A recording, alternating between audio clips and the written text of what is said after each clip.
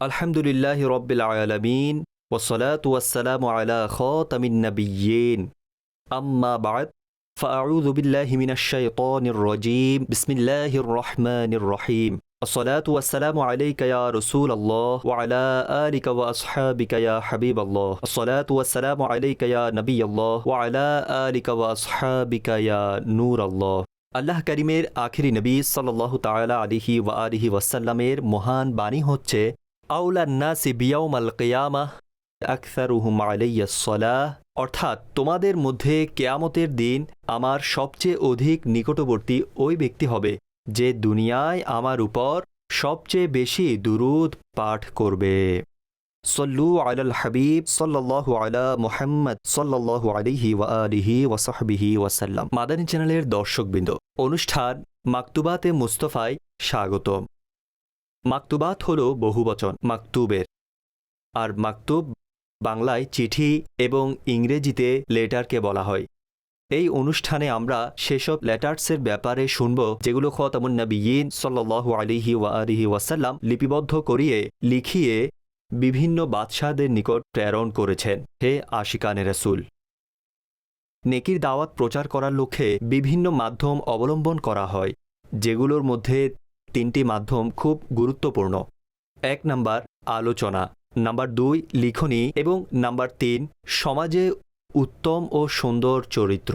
খতামুন নবিয়্যিন সাল্লাল্লাহু আলাইহি ওয়া আলিহি ওয়াসাল্লাম তার আকর্ষণীয় আলোচনা দ্বারা দ্বীন ইসলামের প্রচার করেছেন।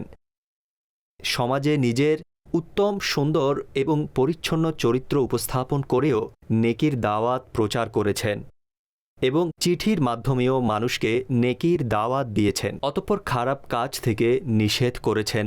চিঠির মাধ্যমে এভাবে নেকির দাওয়াত প্রচার করেছেন। দ্বীন ইসলামের প্রচার এবং বিধান সম্বলিত চিঠি অর্থাৎ লেটার্স লিখিয়ে নিজ প্রতিনিধিদের মাধ্যমে বিভিন্ন বাদশাহদের নিকট প্রেরণ করেছেন। মাদানী চ্যানেলের দর্শকবৃন্দ, হিজরি ৬ষ্ঠ সনে জিলহজ শরীফ মাসে যখন খতামুন নবিয়্যিন সাল্লাল্লাহু আলাইহি ওয়াসাল্লাম হুদাইবিয়া থেকে প্রত্যাবর্তন করেন, তখন তিনি আলাইহিস সালাতু ওয়াসসালাম বিভিন্ন বাদশাহগণের উদ্দেশ্যে চিঠি লিখেন এবং তাদেরকে ইসলামের দাওয়াত প্রদান করেন। চিঠিতে সিল মারার উদ্দেশ্যে তিনি আলাইহিস সালাতু ওয়াসসালাম রৌপ্যের একটি আংটি তৈরি করান। যেমন হযরত আনাস বিন মালিক রাদিয়াল্লাহু আনহু বলেন, যখন খতামুন নবিয়্যিন সাল্লাল্লাহু আলাইহি ওয়া আলিহি ওয়াসাল্লাম চিঠি লিখার ইচ্ছা করলেন, তখন তিনি আলাইহিস সালাতু ওয়াসসালামকে আরজ করা হলো সেসব লোক অর্থাৎ বাদশারা এমন চিঠি পড়েন না যার মধ্যে সিল মারা নেই। সুতরাং তিনি আলাইহিস সালাতু ওয়াসসালাম রূপার একটি আংটি তৈরি করান যার মধ্যে মুহাম্মাদুর রাসূলুল্লাহ নকশা খচিত ছিল সাল্লাল্লাহু আলাইহি ওয়াসাল্লাম। প্রিয় আশিকানে রাসূল, আসুন আজ সেই চিঠির ব্যাপার শুনি যা খতামুন নবিয়্যিন সাল্লাল্লাহু আলাইহি ওয়া আলিহি ওয়াসাল্লাম হযরত আব্দুল্লাহ বিন হুযাফা রাদিয়াল্লাহু তাআলা আনহুর হাতে পারস্যের বাদশাহ কিসরার নিকট পাঠিয়েছিলেন। সর্বপ্রথম আমরা এই চিঠি মোবারক বহনকারী বড় সৌভাগ্যবান সাহাবী হযরত আব্দুল্লাহ বিন হুযাফা রাদিয়াল্লাহু তাআলা আনহুর সংক্ষিপ্ত পরিচিতি শুনি। সুতরাং হযরত আব্দুল্লাহ বিন হুযাফা সাহমী রাদিয়াল্লাহু তাআলা আনহু ইসলামের প্রথম দিকের সাহাবী। তিনি রাদিয়াল্লাহু তাআলা আনহু আবিসিনিয়ার দিকে দ্বিতীয় হিজরতে তার ভাই হযরত কায়েস রাদিয়াল্লাহু তাআলা আনহুর সফর সঙ্গী ছিলেন। তিনি রাদিয়াল্লাহু তাআলা আনহু বদরি সাহাবী ছিলেন কিনা এ ব্যাপারে মতভেদ আছে। আর এছাড়া উহুদ, খন্দক এবং অন্যান্য সকল যুদ্ধে অংশগ্রহণ করেছেন। ৭ হিজরি সনে তিনি রাদিয়াল্লাহু তাআলা আনহুর রাসূলের দূত হয়ে চিঠি মোবারক ইরানের বাদশাহ কিসরার দরবারে পৌঁছে দেন। হযরত আমর বিন আস রাদিয়াল্লাহু তাআলা আনহু তিনি রাদিয়াল্লাহু তাআলা আনহুকে আলেকজান্দ্রিয়া অর্থাৎ মিশরে তার স্থলাভিষিক্ত নিযুক্ত করেন। তিনি রাদিয়াল্লাহু তাআলা আনহুর ইন্তেকাল উসমানীয় খিলাফতকালে প্রায় ৩৩ হিজরি মিশরে হয় এবং এখানেই তার দাফন হয়। আসুন এখন পারস্যের বাদশাহ কিসরার সংক্ষিপ্ত পরিচিতি শুনি। প্রাচীন যুগে কিসরা পারস্য সাম্রাজ্যের বাদশাগণের উপাধি ছিল। পারস্য এটি ইরানের দক্ষিণে অবস্থিত একটি রাষ্ট্রের নাম এবং এটি ইরানের ৭ম প্রদেশ। পারস্যের এই বাদশাহদের নাম, যার প্রতি খতামুন নবিয়্যিন সাল্লাল্লাহু আলাইহি ওয়াসাল্লাম হজরত আবদুল্লাহ ইবনে হুজাফা সাহমির মাধ্যমে নিজ চিঠি পাঠিয়েছিলেন। পারভেজ ইবনে হরমুজা বিন নওশেরওয়ান ছিল। মাদানী চ্যানেলের দর্শকবৃন্দ, আসুন এখন সেই চিঠি মোবারকের বিষয়বস্তু শুনি, যা খতামুন নবিয়্যিন সাল্লাল্লাহু আলাইহি ওয়াসাল্লাম কিসরা পারস্যের বাদশার নিকট পাঠিয়েছিলেন। এই চিঠি মোবারকের বিষয়বস্তু কিছুটা এরকম: মুহাম্মাদুর রাসূলুল্লাহ নবিয়ে উম্মির পক্ষ থেকে কিসরা পারস্যের বাদশার নামে সেই ব্যক্তির প্রতি সালাম যে হিদায়াত অনুসরণ করে আর আল্লাহ করিম এবং তার রসুল সাল্লাল্লাহু আলাইহি ওয়াসাল্লামের উপর ঈমান আনে এবং সাক্ষ্য দেয় যে আল্লাহ করিম ছাড়া কেউই ইবাদতের উপযুক্ত নয়, তিনি এক, তার কোনো শরিক নেই, এবং হজরত মুহাম্মদ মুস্তফা সাল্লাল্লাহু তাআলা আলাইহি ওয়াসাল্লাম তার বান্দা এবং রাসূল। আমি তোমাকে আল্লাহর দিকে আহ্বান করছি, কেননা আমাকে আল্লাহ করিমের পক্ষ থেকে সকল মানুষের নিকট প্রেরণ করা হয়েছে, যেন যারা জীবিত আছে তাদেরকে ভীতি প্রদর্শন করি এবং যারা অবিশ্বাসী তাদের উপর দলিল পূর্ণ হয়। ইসলাম গ্রহণের মাঝেই নিরাপত্তা। যদি অস্বীকার করো তাহলে সকল অগ্নিপূজারীর পথভ্রষ্টতার গুনাহ তোমার ঘাড়ের উপর থাকবে। মাদানী চ্যানেলের দর্শকবৃন্দ, এই চিঠি মোবারক যখন ওই দুর্ভাগা কিসরার বাদশার সামনে এই নির্দেশিকা পাঠ করা হলো, তখন সে ওই মুবারক মাকতুব অর্থাৎ চিঠি নিল এবং টুকরো টুকরো করে ফেলল এবং মাআযাল্লাহ খতামুন নবিয়্যিন সাল্লাল্লাহু আলাইহি ওয়াসাল্লাম সম্পর্কে এটিও বলল, আমার একজন গোলাম আমাকে এ ধরনের চিঠি লেখার দুঃসাহস কিভাবে করতে পারে। যখন খতামুন নবিয়্যিন সাল্লাল্লাহু আলাইহি ওয়াসাল্লাম কিসরার এই অশুভন আচরণ জানতে পারলেন, তখন তিনি আলাইহিস সালাতু ওয়াসসালাম ইরশাদ করলেন, আল্লাহ করিম তার সাম্রাজ্যকে টুকরো টুকরো করে দিন। অতঃপর এমনই হল যেমনটি তিনি আলাইহিস সালাতু ওয়াসসালাম বলেছিলেন। সুতরাং চিঠি ছেড়ার পর কিসরা তার ইয়েমেনের গভর্নর বাজানকে লিখল, হিজাজের অধিবাসী মুহাম্মদ বিন আবদুল্লাহ এই ব্যক্তির কাছে তোমার দুজন শক্তিশালী সৈন্য পাঠাও, যেন তারা তাকে ধরে আমার দরবারে উপস্থাপন করে। বাজান আদেশ পালনার্থে দ্রুত দুজন লোক নির্বাচন করল এবং তাদেরকে একটি চিঠি দিয়ে খতামুন নবিয়্যিন সাল্লাল্লাহু আলাইহি ওয়াসাল্লামের নিকট প্রেরণ করল, যাতে লেখা ছিল, আপনি আমার এই দুই সৈন্যের সাথে কিসরার নিকট উপস্থিত হন। যখন বাজানের বার্তাবাহক খতামুন নবিয়্যিন সাল্লাল্লাহু আলাইহি ওয়াসাল্লামের পবিত্র দরবারে উপস্থিত হল, তখন তাদের মাঝে একজন কিছুটা এভাবে কথা বলল, বাদশাহদের বাদশাহ কিসরার পক্ষ থেকে আমাদের গভর্নর বাজান আদেশ পেয়েছে আপনাকে তার সামনে উপস্থাপন করা হোক। যদি আপনি আমাদের সাথে যাওয়ার জন্য রাজি থাকেন তাহলে বাজান সুপারিশস্বরূপ একটি চিঠি বাদশাকে লিখে পাঠাবেন, যার ফলে এই লাভ হবে পারস্যের বাদশাহ আপনার ক্ষতি করা থেকে বিরত থাকবেন।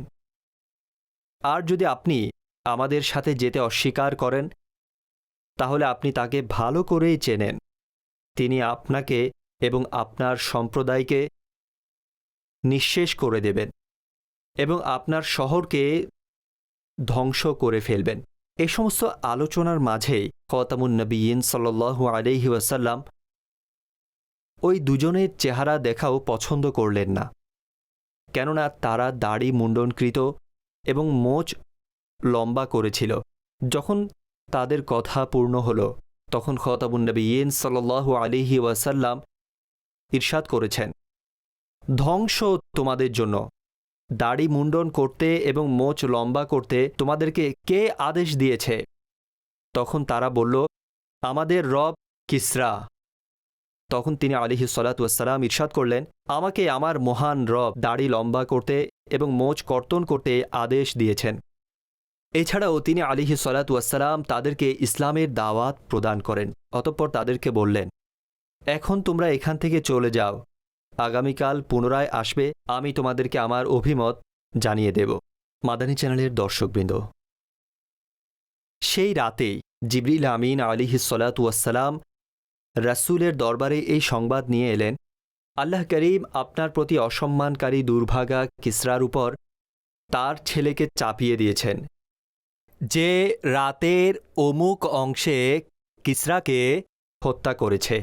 পরবর্তী দিন যখন ওই দুই ব্যক্তি রাসূলের দরবারে উপস্থিত হল, তিনি আলিহিসসালাতু ওয়াসসালাম তাদেরকে ইরশাদ করেন, বাজানকে গিয়ে এই সংবাদ প্রদান করো, গত রাতে 7 প্রহর অতিবাহিত হওয়ার পর আমার দয়ালু রব পারস্যের বাদশাহ কিসরাকে ধ্বংস করেছে। এটি শুনে তারা দুজন বলতে লাগল, আপনি কি অবগত আছেন আপনি কি বলছেন? আমরা কি আপনার পক্ষ থেকে বাদশাকে এই কথা লিখে পাঠাবো? খতামুন নবিয়্যিন সাল্লাল্লাহু তাআলা আলাইহি ওয়াসাল্লাম ইরশাদ করলেন, হ্যাঁ, অবশ্যই তাকে জানিয়ে দাও, এবং সেই সাথে এটিও বলবে, শীঘ্রই আমার দিন এবং আমার রাজত্ব কিসরার সীমান্ত পর্যন্ত পৌঁছবে, বরং সেখান পর্যন্ত পৌঁছবে যেখানে কোনো খুর অথবা শিংওয়ালা প্রাণী পৌঁছাতে পারে, এবং তাকে বলবে, যদি ইসলাম গ্রহণ করো তাহলে আমি তোমার ধন সম্পদ এবং সাম্রাজ্য তোমার হাতে অর্পণ করব। এখন এই দুই বার্তাবাহক বাজানের কাছে ফিরে গেল এবং তাকে সমস্ত ঘটনা খুলে বলল। বাজান বলল, যদি তার সংবাদ সত্য হয় তাহলে নিঃসন্দেহে তিনি প্রেরিত নবী।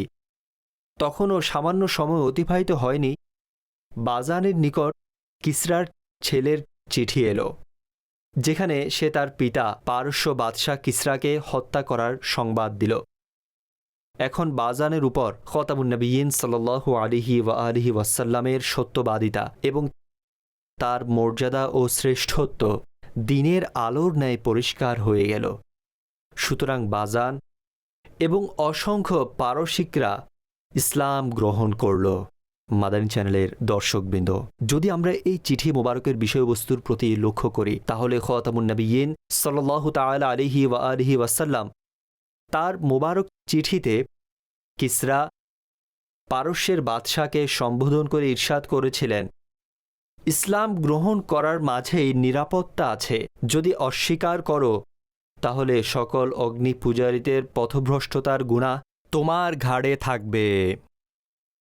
এর মাধ্যমে জানা গেল জাতির কর্ণধার এবং নেতাগণ সঠিক পথে আসা সমস্ত জাতি সোজা পথে আসার কারণ হতে পারে, অনুরূপভাবে তারা সঠিক রাস্তা থেকে ছিটকে পড়া সমস্ত জাতির পথভ্রষ্ট হওয়ার কারণ হতে পারে।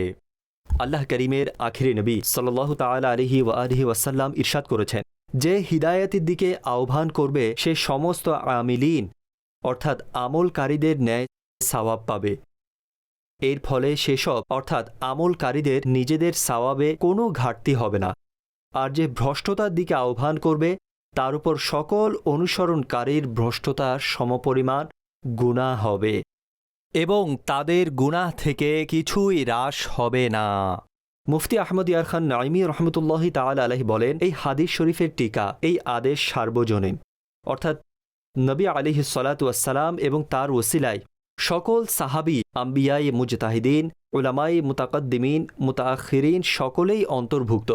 উদাহরণস্বরূপ, যদি কারো প্রচারে 1,00,000 মানুষ নামাজি হয় তাহলে সেই মুবাল্লিগ প্রতি ওয়াক্তে 1,00,000 নামাজের সওয়াব পাবেন এবং সেসব নামাজি নিজ নিজ নামাজের সওয়াব পাবে। এর মাধ্যমে জানা গেল খতামুন নবিয়্যিন সাল্লাল্লাহু তাআলা আলাইহি ওয়াসাল্লামের সওয়াব সৃষ্টির অবস্থা থেকে মুক্ত। আল্লাহ তাবারক ওয়া তাআলা বলেন, ওয়া ইন্নাকা লাকা লাআজরুন গায়রু মামনুন, এবং অবশ্যই আপনার জন্য অশেষ পুরস্কার রয়েছে। অনুরূপভাবে সেসব লেখক যাদের কিতাব থেকে মানুষ হিদায়াত পাচ্ছে, কিয়ামত অবধি লাখো মানুষের আমলের সওয়াব তাদের লাভ হবে। সল্লু আলাল হাবিব সাল্লাল্লাহু আলা মুহাম্মদ সাল্লাল্লাহু আলাইহি ওয়া আলিহি ওয়াসাল্লাম।